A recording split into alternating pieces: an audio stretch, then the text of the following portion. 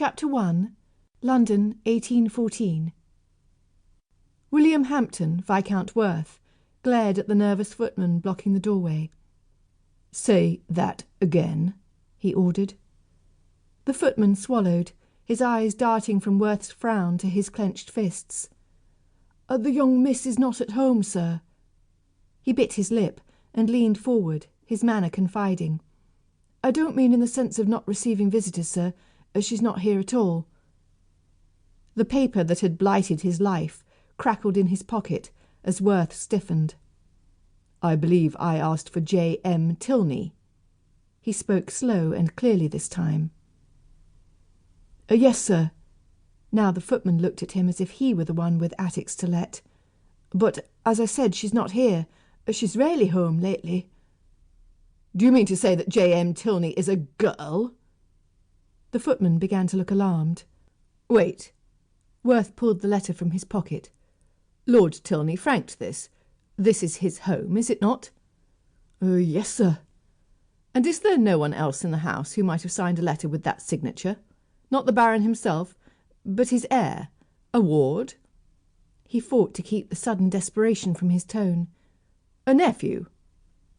The footman drew himself straight. "I may be new to my post, sir, but I know the family. The young miss is the master's only child, and the only one with those initials." He glanced behind him, then motioned Worthe back, stepped outside, and closed the door behind him.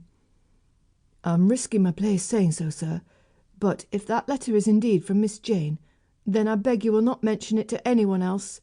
Her mother will have kittens, should she hear she's written a gentleman she's no acquaintance with. It's not seemly." Worthe frowned. "She did not write to me directly. She sent the letter via the Astronomical Gazette. They passed it on to me." "Begging your pardon, but Lady Tillney won't hold with that either. She don't approve of Miss Jane's scholarly interests, any more than she likes her spending so much time at Half Moon House. Says she's ruining her chances at her husband." A husband?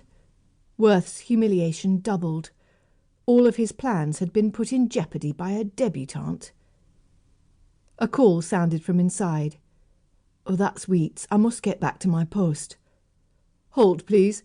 Half Moon House, you said. Is it an astronomy society?" That would make sense. Already closing the door, the footman merely shook his head. "But that's where I'll find her?" At the man's quick nod, Worthe thrust out a hand to keep the door from closing. "Where is it located?" "Graven Street. Just ask. Everyone in London knows the place." Worthe turned on his heel, his mind spinning. An amateur enthusiast. Surely that explained it. But did it? He stopped at the end of the walk and glanced down at the damned note that had plagued him. "Many congratulations on your discovery of the new asteroid. How thrilling for you.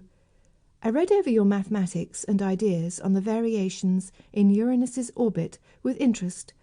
There is a slight miscalculation on the second page, however. I thought you would like to know." He'd scoffed when it had first arrived, but uncertainty had haunted him.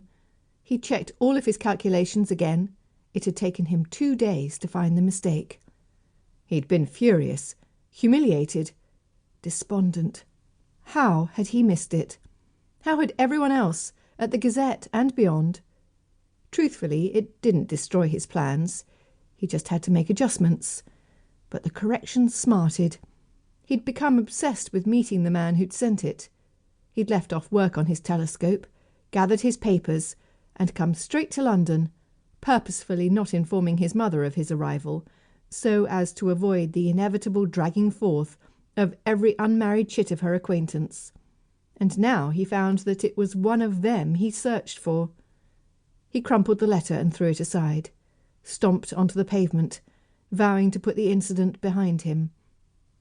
But a few minutes later he was back, retrieving the damned thing, smoothing it out, and tucking it away again. Half Moon House, indeed.